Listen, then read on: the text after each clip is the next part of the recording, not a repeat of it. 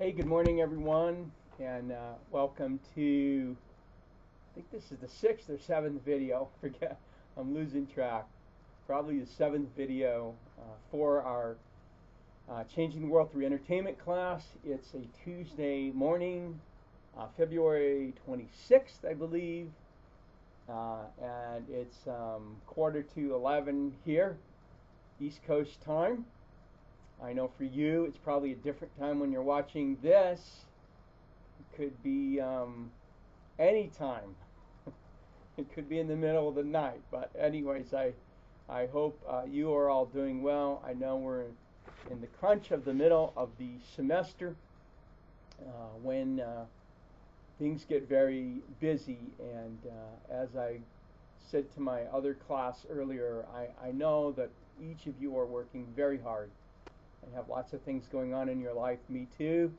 I'm in the same boat as you, and I just want you to know at any time that you need me and need help with something, just and email's not fast enough. Pick up the phone and call me, contact me, let me know what you need and how I can help, and I'll be there to assist you any way I can. I am enjoying interacting with you over Blackboard, but I do miss face-to-face a lot. I miss it a lot, which is why I make these short little videos, at least, so that you could at least get some face-to-face interaction with me. Okay, let me talk. A week from tomorrow, your bibliography is due. You could turn it into me earlier.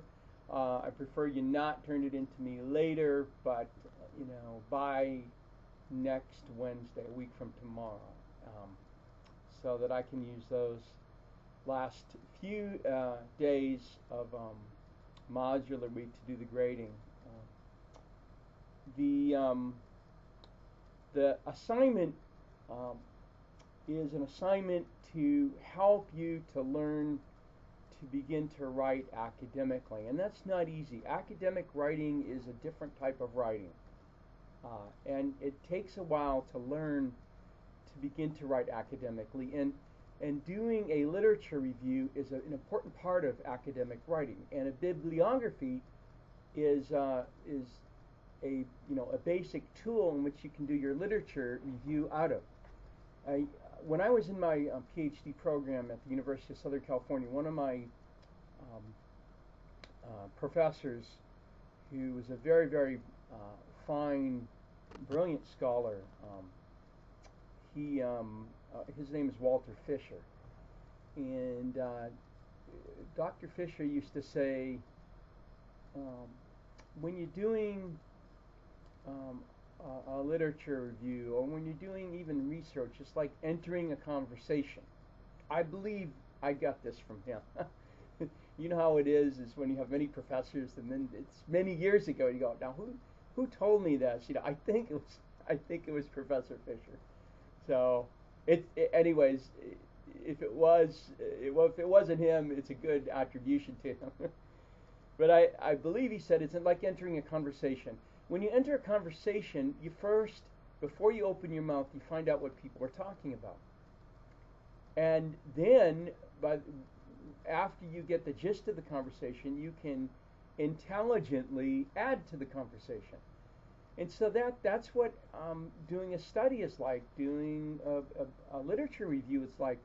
The first thing you have to do is, before you say anything, you need to find out what other people are saying, lest you make a comment or you say something that was decided 10 years ago or 20 years ago, and then you sound foolish because it becomes very obvious that you haven't been in on the conversation, you haven't been listening to the conversation. So reading academic literature means that you're in on the conversation. So many of you know I've been writing a lot and doing a lot of research on different types of involvement, parasocial interaction, and identification, and transportation, which all has to do with how media affects us, and characters, and particularly entertainment media. And that's a big part of this of this class. Now, if I don't read the literature that people are publishing on parasocial interaction, identification, transportation, if I'm not reading what others are doing, I am very ill prepared to speak on it and or to add my contribution. And whenever I do a study, I need to know what other people have done, what other people are saying, and so I do a literature review. And a literature review, the basic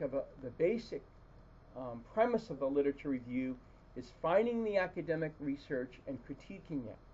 And so in this assignment, I have you take academic research and make sure it's academic. This should be research published in blind review journals, not articles in Psychology Today or Time and Newsweek or magazines, and this is academic research. So it should be in academic journals. That's where you need to get your research from. And I want you to review in each piece and then write about it and tell us what the objectives of the author were. What are the author or authors trying to do in this study? In your introduction, what theoretical framework are they using, or explanatory framework? Sometimes it's hard to see what is the author's theoretical framework, but they have to have some assumptions, theoretical assumptions, even if they don't explain it, about what they're talking about. So we want to know what that is as a reader. And then you want to explain the method that they're using, or if it's a historical critical methodology, what type of historical critical approach are they using? If it's quantitative, what type of quantitative approach? What kind of, if it's qualitative, what kind of qualitative approach are they using? So write about the theoretical framework for the study, or what assumptions are made, and then explain the methodological background to the author's contribution, and then summarize the major findings. What did you learn from this piece? What do we know now that you didn't know before you read it? What are the key findings or contributions that the author is making through the piece that you've read? And then I want you to critique the piece. And this is when I get a lot of annotated bibliographies,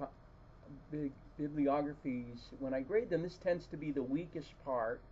And so I'm mentioning this to you now. I want your analysis. I want your thoughts on, do you think this was a good study? If so, why? Was this well written? Were the arguments well crafted? Or are there some weaknesses? What do you think the author could have done better? So don't just take everything for granted that because it's published this was a really good piece. I want you to critique it.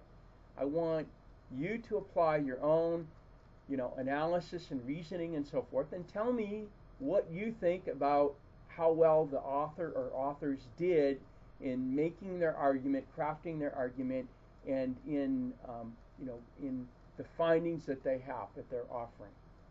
And so once you do that for each article, each study, you're going to have a rich source for doing a literature review on an academic paper.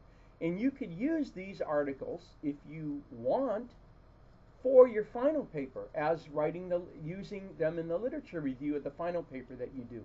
You don't have to, but you can if you want to. And that means you'll be well prepared and well on your way to your final paper. So I hope that's helpful to you.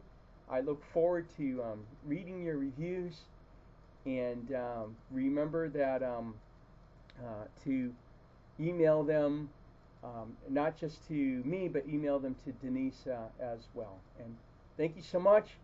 And again, if you need any help, pick up the phone and give me a call. Have a great week. Bye-bye.